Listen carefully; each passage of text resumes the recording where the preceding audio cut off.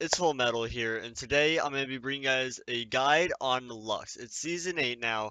We haven't had one in a while, so today I'm going to be showing you guys pretty much who she is as a champion, what role she's going to be playing on the Rift, her different abilities, and her skins. And later I'm going to bring you guys a full walkthrough of a single game with Lux to show you guys how to use her in lane, in early game, mid lane, late game, and how to finish off a game with her. So first off, let's go over to her abilities and her skins. Now, if you can see over here, she is my #1 champion. I've been playing her since the start. I love her to death. First Mastery 7 champ. Honestly, if you haven't tried her out, I highly recommend it. So, first off, we're going to be going over to the abilities. Now, the passive, which makes her super strong, is the fact that any spell that you hit an enemy with will put a little mark on them. It's called the Illumination. And what happens is that Lux's next attack will then ignite the enemy, and it will deal bonus magic damage to her depending on your level. So if you land your Q, or you land your E, or you land your ulti, it'll either put the mark on or set them off. And then also a auto attack is the most viable way to set off the illumination. So next up we're going to go to the Q. It is called Light Binding. What it does is that it will bind the first two enemies, minions, monsters, or champions. It will bind them to the ground to where they cannot move from their position, and it will also deal magic damage depending on the AP that you have currently in the game, and also how far you level up the ability. Next off, we have her W, which is Prismatic Barrier. Lux throws her wand up in the air, and what happens is that it throws out this shield. And you'll see in this video here that it actually kind of spirals, and what it does is that any allies that it touches, it will then give them a small shield from enemy damage. It's small, but it still means a lot later on. Next off is her E. That's going to be Lucent Singularity. What it does is that you throw out this giant AoE circle, and any enemy that is inside of it will be slowed. It's huge for late game and mid game because it'll allow you to slow a lot of the enemies down, getting your team ready for a team fight.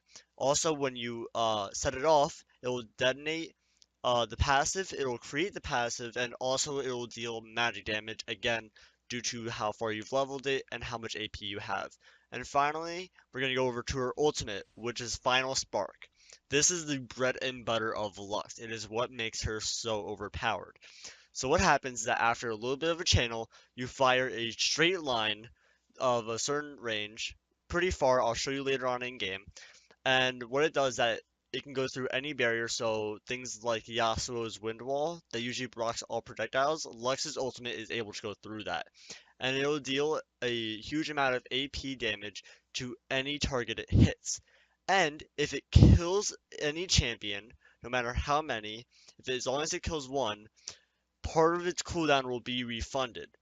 And also, along with the E and the Q, Final Spark will also set off and trigger the passive. So it's really strong to already have a passive on, and also if you ulti champion, it'll put on a new passive along with taking the damage from the original one. So it's really strong and it works really great with her abilities altogether because you can land your Q for the stun and the bind, and then you can E for slow, and you can hit them off with the Final Spark ultimate, and it'll do a lot of damage. So, next off, we're gonna go to her skins. We have Sorcerer's Lux. Basic skin design, you got basic blue clothing with the Sorcerer's hat. Nice little wand to go with it. Pretty basic skin. Next, we have Spell Thief Lux. Nice skin. In-game is a little bit different than the splash art, but again, real nice basic skin. Good for if you just want one basic skin for Lux. Works great, looks fine. Looks really good in the loading screen.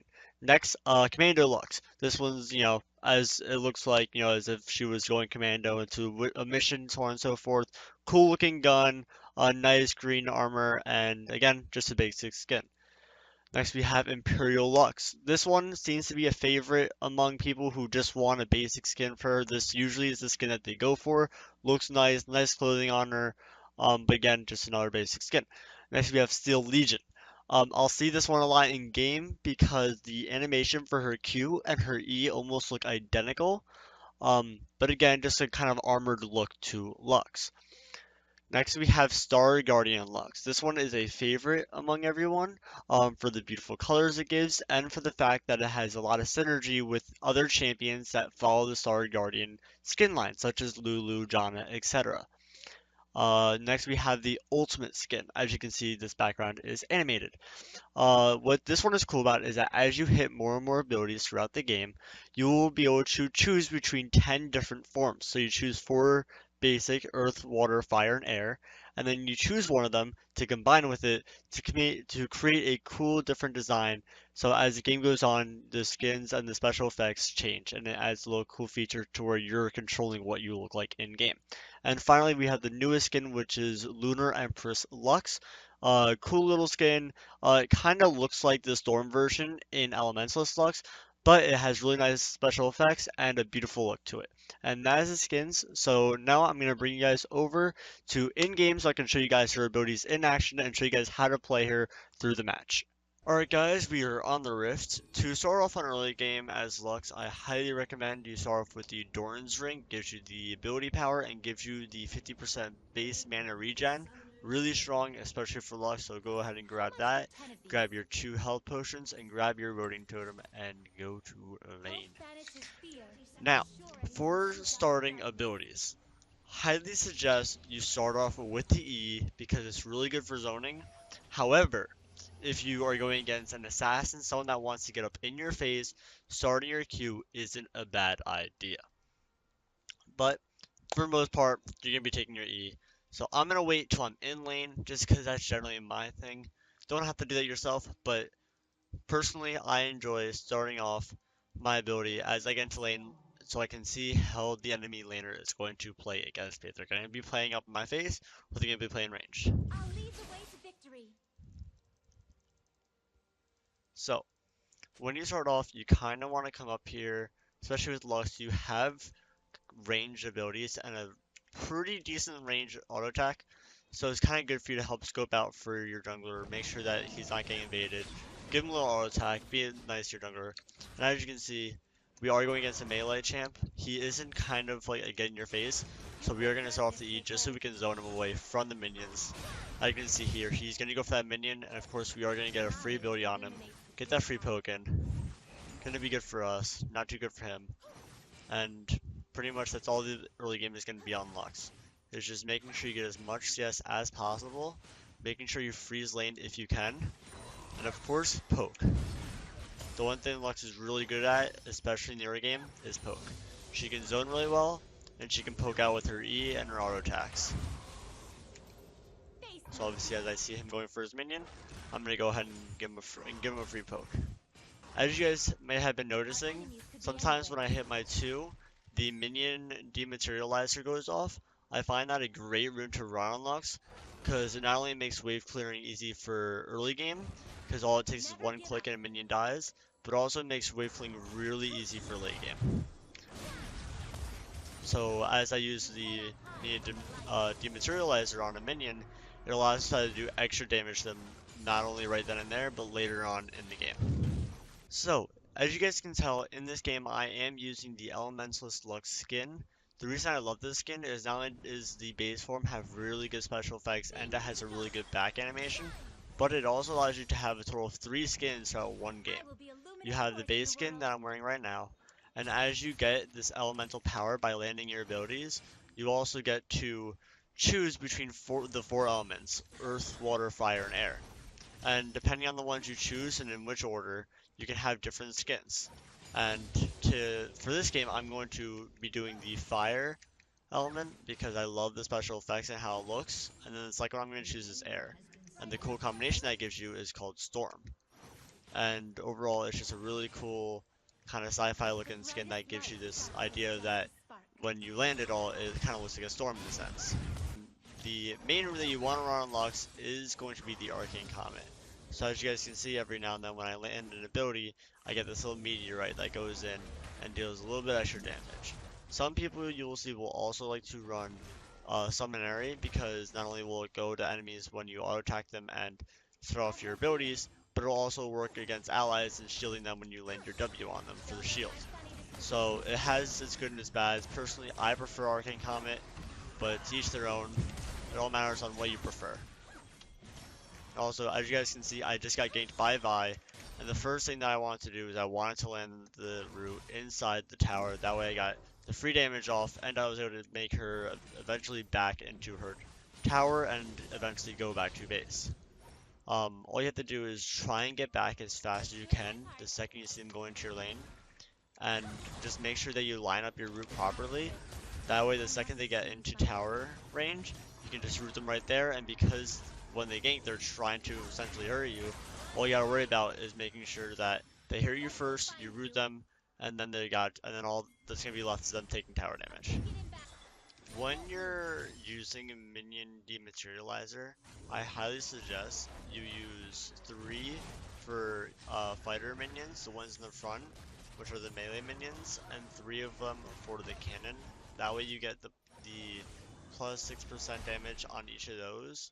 So late game when you're trying to farm, obviously the caster minions are going to be the weakest and the easiest to kill.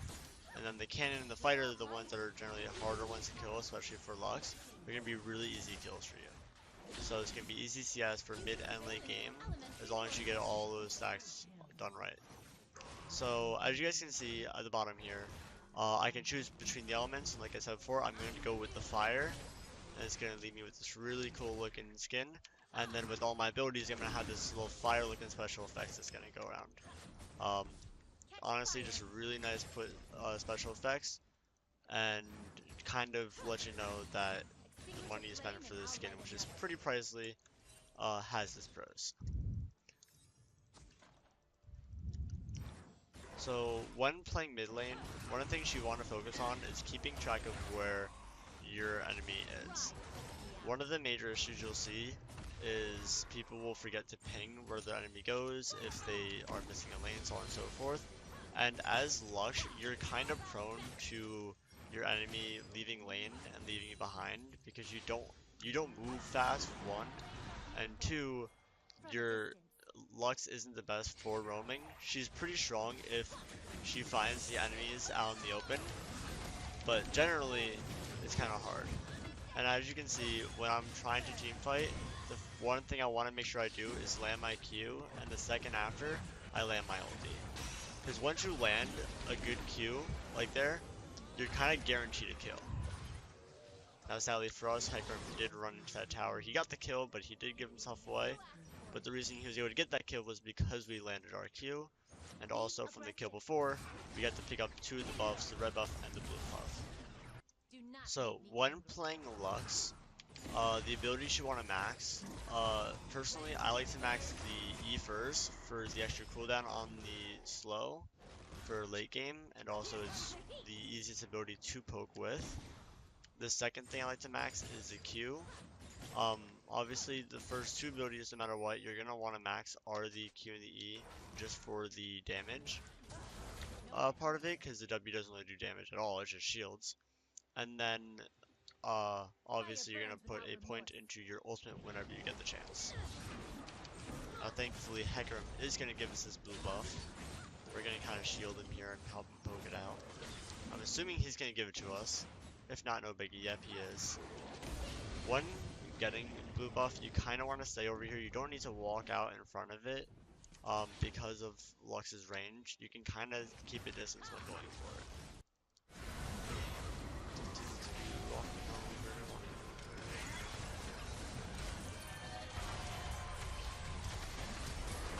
So obviously, as you guys just saw, one of the powerful things about Lux is her range on her ulti. It not only makes it really good for securing kills, but it makes it really good for when your team lands a lot of CC. It's going to be a great output of damage. So we're just going to go through, we're going to push in Lux. Thankfully, our team did rotate over to help push out those people. We got the tower, and now what we're going to be able to do is we're going to be able to rotate. So one of the things you want to do with Lux is you want to make sure that when you're going into our lane, you want to kind of land your E first for the slow, make it easier for your team to focus down on enemy champion, and then when you can, you land your Q, make sure you get that root down, and it's pretty much a simple kill. Lux isn't just a good early game poker zoner. but she's really good for both her mid and late game for the CC she provides and the amount of damage she will output. So you don't want to just stick to your lane. You want to make sure you're roaming, you want to make sure that you're doing the amount of damage that you can to enemy champions while also CCing them for your teammates. Alright, we're gonna head up top now again. We're gonna try and continue roaming. We're gonna see our team is trying to make a play onto him. We're gonna see the Poppy make the little CC. We're gonna force him to stay there. Land the E, the Arcane comes off, and then Jhin is able to get the kill. Although the ulti didn't land, it helped force him into a position where he had his Zhonya's, otherwise he would have died from either me or Poppy.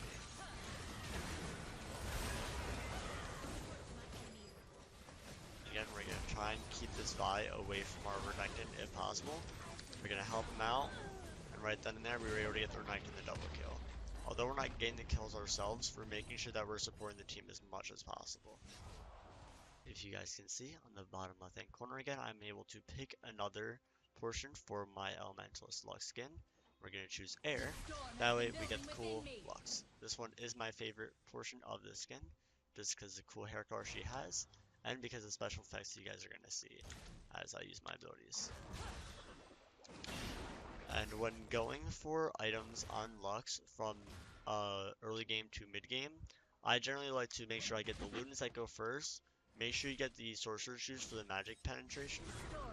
And then for going on from there, I generally like to get more Malicon, especially if I see tanky enemies. For example, they have a Vi, a Sion, and a Thresh, so more Malicon is going to be really strong for us. And then from there, I'll go either Rob Brown's Death Cap, or I'll go different items that are going to give me what I need. So, as you guys saw right there, I kind of waited until the Vi was in CC, and I used my ultimate to finish her off. Obviously I didn't need to, but thankfully for the new add-on to the ultimate, it makes it so that 10% of it is reducted when I get a kill with it. So pros and cons for Lux. Pros is that she is very bursty. Once you get a good AP build and you're going against someone squishy, someone that isn't running magic resistance, she can deal a lot of damage really fast.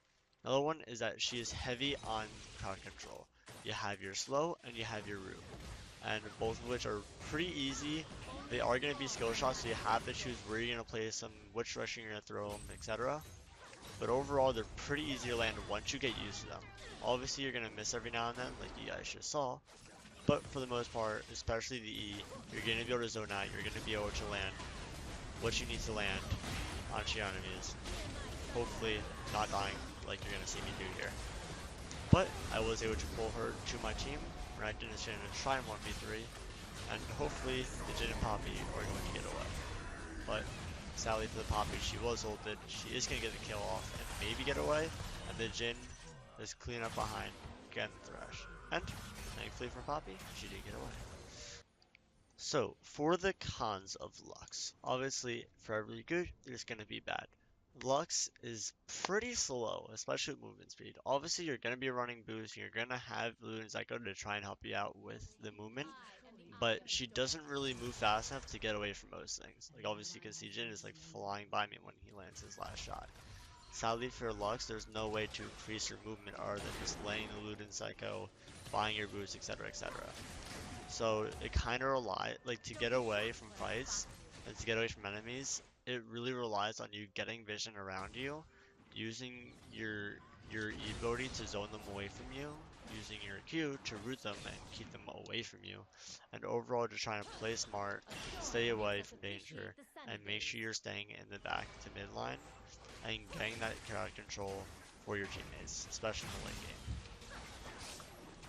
Another con for Lux is going to be that she is pretty squishy. You won't really see anyone building health or armor or magic resist on Lux. Sometimes maybe if you're going against someone really strong and you really need that armor, but for the most part you will be playing squishy. So when playing Lux, you have to keep that in mind that you're not made to tank shots. You're made to stay in the mid line to help CC, to help deal damage, confirm kills for your team and just help them overall with getting the successful win.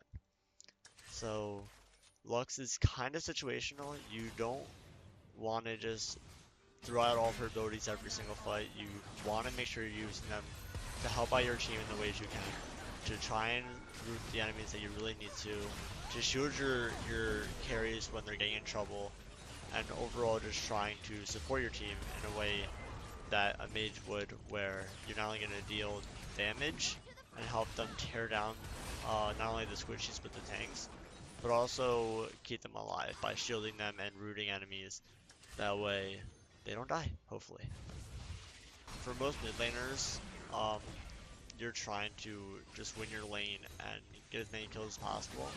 But with Lux, it's more crucial that you're playing the team game, that you're landing the CC to help your team out, and making it possible for you guys to pretty much win the game.